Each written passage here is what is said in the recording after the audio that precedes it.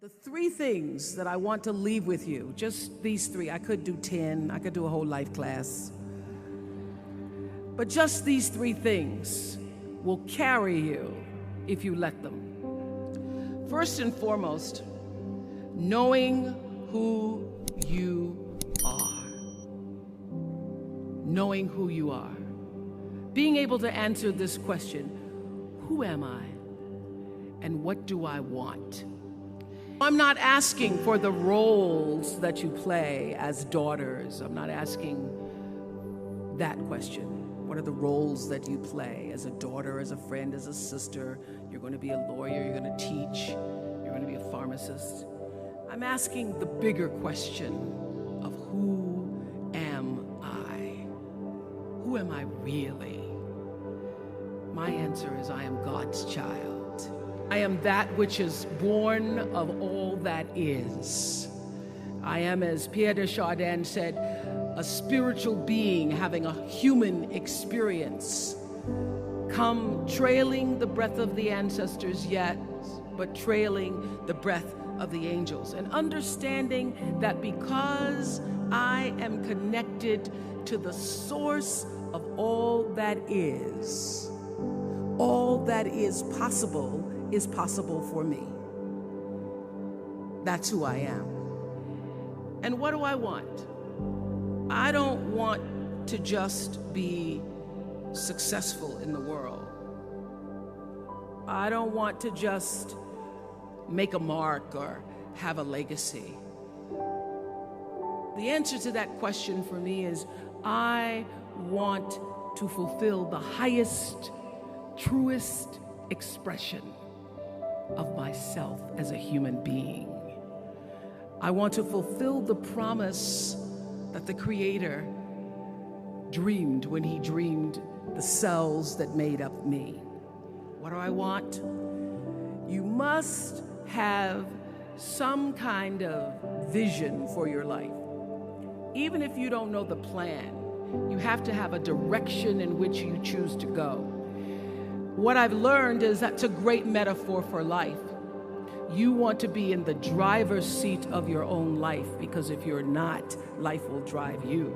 So, knowing who you really are in this space and time that we embody.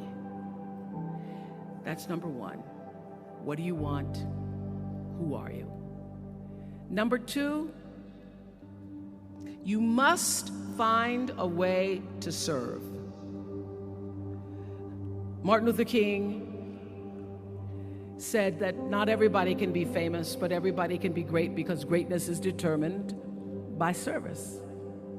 Now, we live in a world where everybody wants to be famous and where we admire people for just being famous.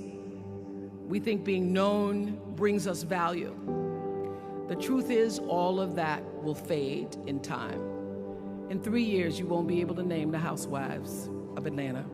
The real truth is that service and significance, service and the significance that you bring to your service is that which is lasting.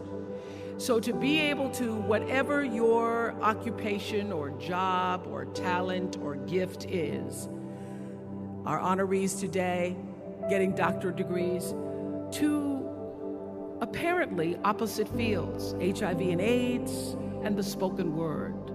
But what they have in common is service, using the spoken word in service to community and the world, using your knowledge and information about HIV and AIDS and medicine in service to the world. And if you look at all the most successful people in the world, whether they know it or not, they have that paradigm of service.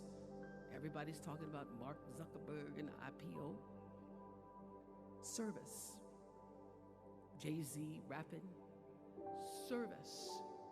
Through the word, to people, through song.